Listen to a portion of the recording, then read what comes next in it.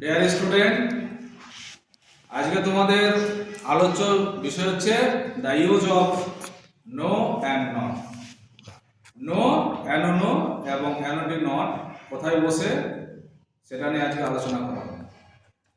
No is used to denote zero and it is used before noun, and not is used to make negative sentence. তা নোটা কখন বসে? No বলছে যে যদি noun বোঝায় এবং সেই নাউনটা কি হবে? জিরো, অর্থাৎ শূন্য বোঝাবে, ফাঁকা, সেই ক্ষেত্রে আমরা কি করব? নো বসাবো। আর নটটা কি হলো? কোনো সেন্টেন্সকে যখন আমরা নেগেটিভে পরিণত করব, না বোধকে পরিণত করব, তখন আমরা কি করব? নট বসাবো।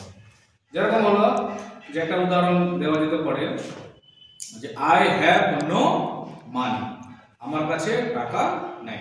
তাহলে এখানে কি হলো? টাকাটা আমার কাছে ফাঁকা, মানে টাকা কি হলো? শূন্য, যার কারণে এখানে কি হলো? নো। আর মানিটা এখানে কি হিসাবে কাজ করছে? নাউন হিসাবে কাজ করছে। Noun means name of many things. যে কোনো কিছু যদি নাম বোঝায় তাহলে সেটাকে আমরা কি বলছি? নাউন বলছি। এবার বলছি কি নট। যেরকম হলো সাপোজ ধরে নাও যে আই ইট রাইস, আমি ভাত খাই। I do not eat rice আর আই ডোন্ট ইট রাইস, আমি ভাত খাই না। এবার এটা কি হলো? নেগেটিভ সেন্টেন্স হয়ে গেল। এখন যদি বলি do I not eat rice, do I not eat rice, এটা কি হলো? Interrogative and negative. এবার দেখো আমি বোর্ডের মধ্যে কি রকম বিষয়টা হচ্ছে ক্লিয়ার করছি। ক্লিয়ার করে চলে The use of no and not. No এবং not এর ব্যবহার। দেখো no, no মানে কি বলতো? না।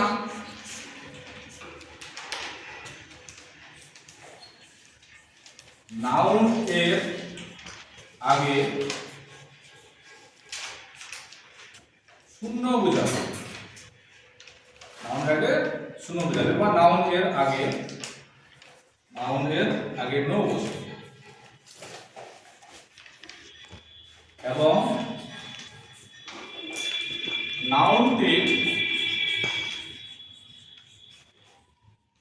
জিরো বা শূন্য বোঝাবে,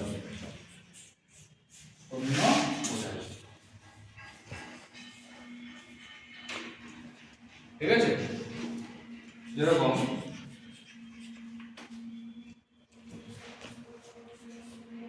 I have no car, আমার কাছে কি নেই বলতো? কার নেই। তাহলে কারটা কি হলো? নাউন। আর কারটা আমার কাছে কি আছে? ফাঁকা আছে, মানে আমার কাছে কার নেই, ফাঁকা বা শূন্য আছে। যেরকম হলো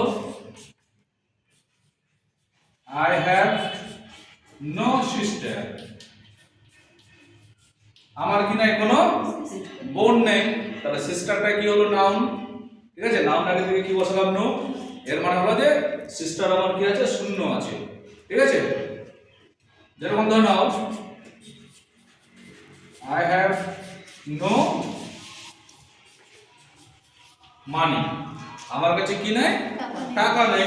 এর মানে মানিটা কি হচ্ছে? তাহলে এখানে নাউন, নাউনটা কি আছে? তাহলে শূন্য, ফাঁকা।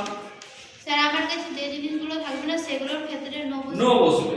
বুঝা গেল? যেগুলো জিনিস নাই মানে আমার কাছে ফাঁকা, তখন কি করব? নাউন নো বসাবো। আর এটা কি হবে? নাউন বোঝাবে। নো এর পরে যেটা ওয়ার্ড এখানে থাকবে সেটা কি হবে? নাউন হবে। তারপরে যেরকম আছে নট। নট মানেও কিন্তু কি হচ্ছে? না। কোন সেন্টেন্সকে যখন কি করব? নেগেটিভে পরিণত করব, তখন কি করব? নট বসাবো। যেরকম বলি যে কোন সেন্টেন্স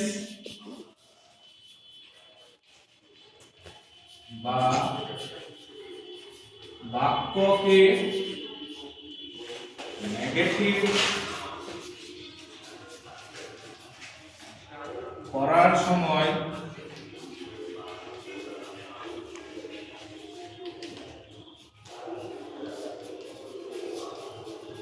নট বসে সেন্টেন্সটাকে কি করব? নেগেটিভ করব, মানে নাবাচকে করে দিতে হবে। ঠিক আছে? एग्जांपल देखो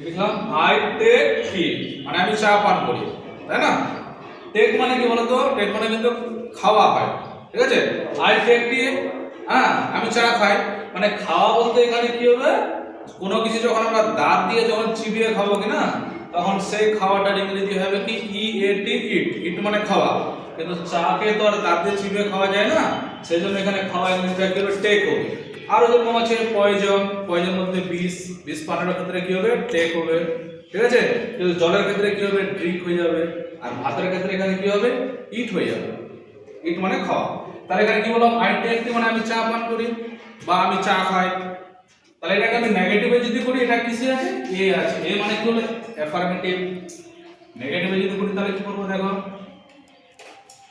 আই ডু নট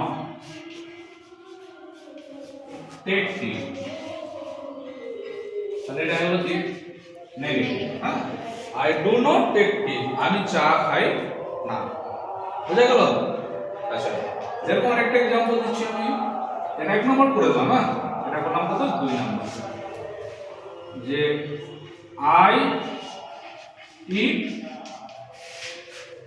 রাইস আমি ভাত খাই ঠিক আছে এই ক্ষেত্রে কি হলো ইট হলো ইটের মানে কি হলো খাওয়া এই ইটটা এই কারণে বসছে যে রাইসটাকে কি করতে হচ্ছে দাঁত দিয়ে চিবিয়ে খেতে হচ্ছে কোনো কিছু দাঁত দিয়ে চিবিয়ে খাওয়ার জন্য ইট ব্যবহার করা হয় খাওয়ার ক্ষেত্রে এটা যদি আমি কি করি এখন নট ব্যবহার করি তাহলে I eat rice not at rice I eat rice কে পারবে এটা বলতে I do not at rice eat rice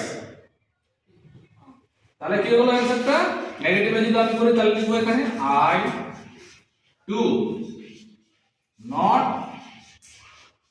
eat rice এটা হলো নেগেটিভ এটা হচ্ছে কি প্রেজেন্ট ইনডিফিনিট টেন্স ঠিক আছে আই ইট রাইস এটা যদি নেগেটিভ করলাম তো কি হলো I do not eat rice এবার এটাকে যদি আমি ইন্টারোগেটিভ করি তাহলে কি হবে ডু আই ইট রাইস এবার ইন্টারোগেটিভ নেগেটিভ যদি করি তাহলে do I not eat rice এর মানে নেগেটিভ সেন্টেন্সটা করতে গেলে পরে নট কথাটা ব্যবহার করা আছে বুঝলে বোঝা গেছে তাহলে সবারই यस सर ওকে